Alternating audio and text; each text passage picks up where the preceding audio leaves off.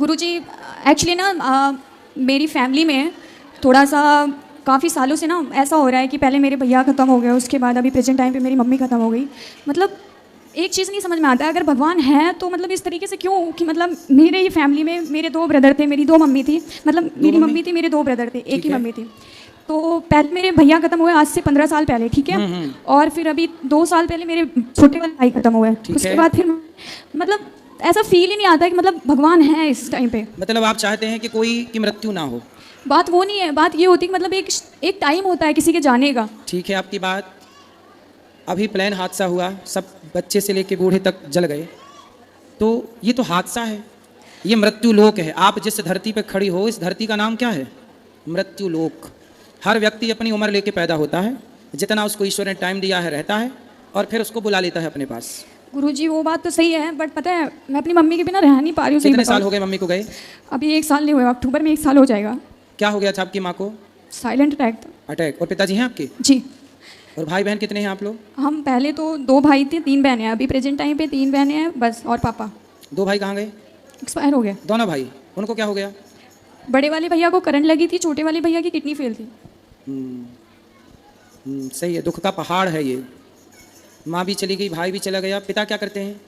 कुछ नहीं, अभी करीब 1 साल पहले उनका भी एक्सीडेंट हुआ था, तो उस टाइम पे उनको थोड़ा सा मेजर था, तो इसकी वजह से उनके पैर में दिक्कत है, तो चल नहीं पाते। पहले उनका बिजनेस था, अभी नहीं है।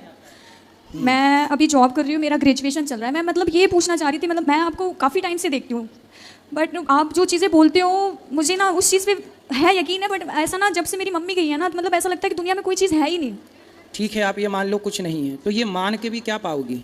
कुछ नहीं पाएंगे, बस एक क्वेश्चन था मन में, ये चीज़ चल रही थी। क्या क्वेश्चन है कि ईश्वर है कि नहीं?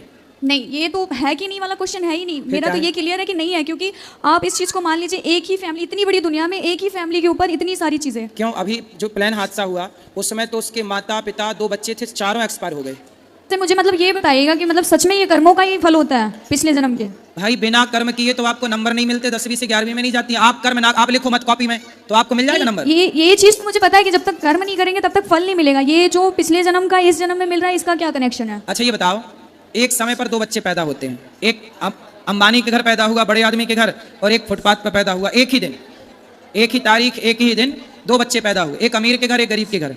अब बताओ, जो अमीर के घर पैदा हुआ वो सोने की चम्मच में दूध पिएगा, सोने के झूले में झूला झूलेगा, वो जन्म लेते ही रईस हो गया।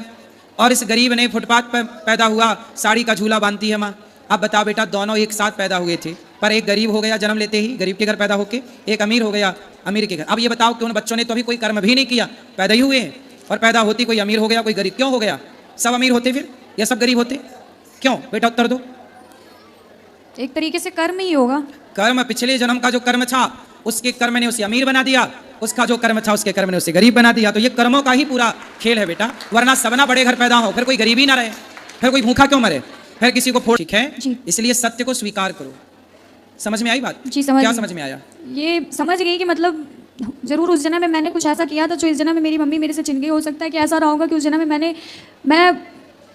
मैंने किसी के साथ गलत किया होगा, या मैं किसी की माँ रही होगी, मैंने उसके साथ गलत किया होगा, इस वजह से मेरी मम्मी इस टाइम पे चली गई। नहीं तो अब यही सत्य है बेटा, आप सही चली गई। अब यही सत्य है कि किसी की माँ जब हम किसी से छीन लेते हैं तो हमसे भी हमारी माँ ईश्वर छीन लेते हैं।